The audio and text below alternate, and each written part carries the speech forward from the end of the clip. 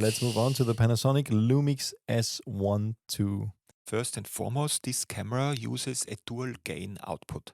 So it's combining a low ISO gain with a high ISO gain value at the same time, processes the image.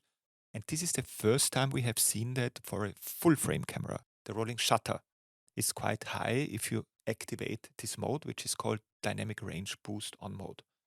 And this basically means that we get 27.5 milliseconds of rolling shutter when this mode is activated, which is very high for a full frame sensor.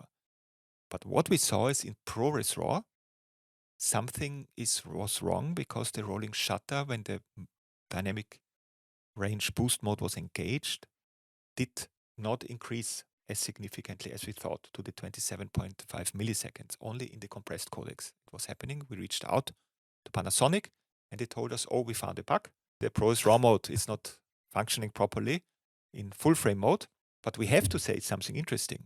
Even though the dynamic range boost mode was not activated properly, so it was off basically, even in the off mode, where it shows very nice rolling shutter results. Yeah, you can see the rolling shutters in off are around 12.7 milliseconds, which is fine for a full frame camera.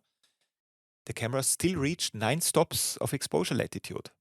Yeah, so we thought, wow, if the dual gain output is not even active and we get 9 stops of exposure latitude, what will it be when it works properly?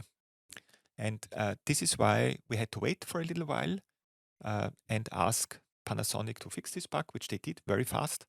And when we got the new firmware, then we were able to test it again, publish the part 2 of our lab test.